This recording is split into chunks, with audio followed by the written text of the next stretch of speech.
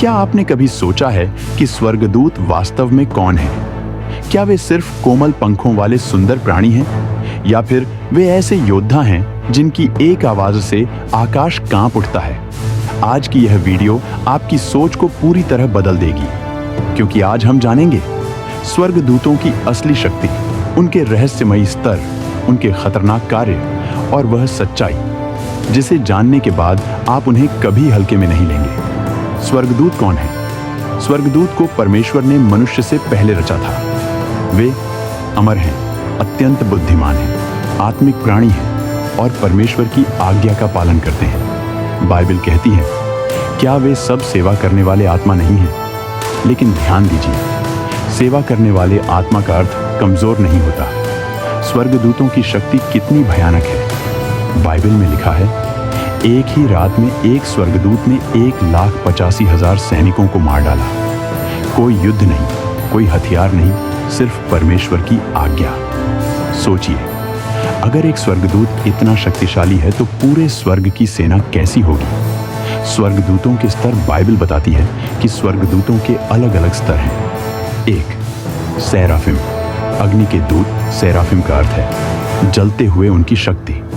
परमेश्वर की पवित्रता के रक्षक, उनकी आवाज से मंदिर हिल जाते हैं। उनके पंखों की फड़फड़ाहट से आग जैसी महिमा फैलती है। वे लगातार पुकारते हैं, पवित्र पवित्र पवित्र है सेनाओं का प्रभु। उनकी उपस्थिति में मनुष्य जीवित नहीं रह सकता। 2. करूबिम चेरुबिम, ज्ञान और रहस्य के रक्षक। करूबिम ज्ञान के द्वार पर खड़े होते हैं, स्वर्ग के रहस्यों की रक्षा करते हैं। उनकी कई आंखें होती हैं, उनके पास तलवारें होती हैं। एडन की वाटिका में जीवन के वृक्ष की रक्षा करूबिम ने ही की थी। 3. प्रधान स्वर्गदूत, आर्कएंजल्स। मिखाएल, स्वर्ग का योद्धा। मिखाएल स्वर्ग की सेना का सेनापति है, शैतान से युद्ध करता है। आत्मिक युद्धों का नायक है उसकी शक्ति। राक्षसी सेनाओं को पराजित करना, राष्ट्रों की रक्षा करना, परमेश्वर की न्याय व्यवस्था को लागू करना। गब्रिएल, संदेशवाहक। गब्रिएल परमेश्वर के गुप्त संदेश लाता है, भविष्यवाणियां देता है। यीशु के जन्म का संदेश उसी ने दिया। उसकी आवाज मानव हृदय को कंपा देती है। 4. रक्षक स्वर्गदूत, गार्डियन एंजल्स। ये वे स्वर्गदूत हैं जो हर विश्वासी की रक्षा करते हैं। उनकी शक्ति दुर्घटनाओं से बचाना, अदृश्य रूप से मार्गदर्शन करना, दुष्ट शक्तियों से रक्षा करना। आपने कई बार महसूस किया होगा, कोई अन्य देखी शक्ति आपको बचा लेती है। स्वर्गदूत और आत्मिक युद्ध।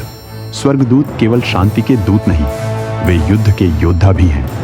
बाइबल कहती है, स्वर्ग में युद्ध हुआ। मिखाएल और उसके दूतों ने शैतान और उसके दूतों से युद्ध किया। यह युद्ध आज भी आत्मिक जगत में जारी है। गिरे हुए स्वर्गदूत, फॉलन एंजल्स।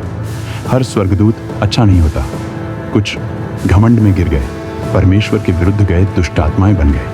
शैतान भी एक समय महान स्वर्गदूत था, लेकिन घमंड ने उसे नष्ट कर दिया। क्या स्वर्गदूत आज भी कार्य करते हैं?